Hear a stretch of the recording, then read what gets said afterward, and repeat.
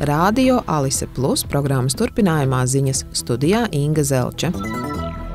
Vairums parlamentāriešu ceturtdien neatbalstīja opozīcijas partijas iesniegto ministru prezidentes Evikas Siliņas demisijas pieprasījumu. Opozīcijas politiķi vēlējās panākt Siliņas gāšanu, jo uzskata, ka viņas vadītā valdība nespēja efektīvi risināt vairākas būtiskas problēmas valstī. Deputāti uzskata, ka Siliņas vadītā valdība cieš no ideju trūkuma un nespēja pienācīgi reaģēt uz ekonomiskajiem izaicinājumiem, tostarp inflāciju, pārtikas cenu kāpumu un labklājības samazināšanos. Tāpat tiek kritizēta valdības neefektivitāte birokrātijas mazināšanā un lielu infrastruktūras projektu, piemēram, Rail Baltica vai Air Baltica pārvaldībā. Deputāti norāda arī uz augošo valsts parādu, kas pārsniedz 20 miljardus eiro, un uzskata, ka tas valstī rada reālus maksātnespējas draudus. Pret neusticības izteikšanu nobalso 45 Saeimas deputāti, bet 31 deputāts balsoja par.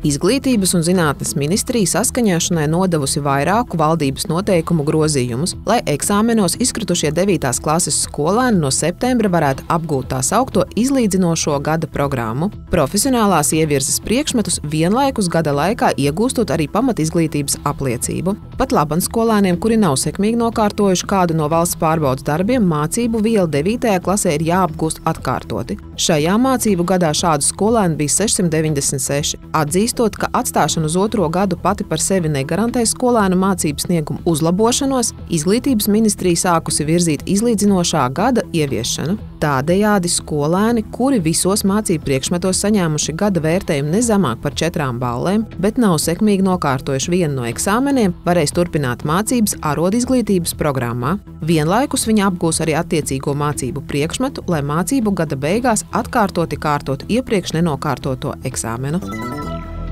Šajās brīvdienās Daugavpils svin 750 gadu jubileju. Pilsētas svētku norišu vēriens šogad ievērojami paplašināsies, piedāvājot daudzveidīgu un bagātīgu kultūras un izklaides programmu. Brīvdienās pilsētu pieskandinās koncerti, tirdziņi un ģimenes parka atrakcijas. Gardēži varēs novērtēt parka kafejnīcu sarūpētos svētku kārumus. 31. maijā 3:00 pilsētas debesis iekrāsos viens no iespaidīgākajiem svētku notikumiem – profesionālās pilotāžas grupas Baltic Bees Team aviācijas šovs. Uz lielās skatuves vienības laukumā kāps latgalīšu reps, Aborn Aba, Riko Sančes, The Gypsies, Suddenlight un leģendārie Bidvā. Pusnaktī visus priecēs krāšņs svētku salūts. Savukārt svētdien 5:00 pilsētas svētku noslēgumā visi aicināti izbaudīt Latgales dziesmu svētku lielkoncertu Stropu estrādē. Ar pilsētas svētku noris var iepazīties pašvaldības mājaslapā un sociālo tīklu kontos Facebook, Instagram un TikTok. Studijā bija Inga Zelča, par ziņu satura atbild un jaukas svētku brīvdienas novēl Sijā Alise Plus.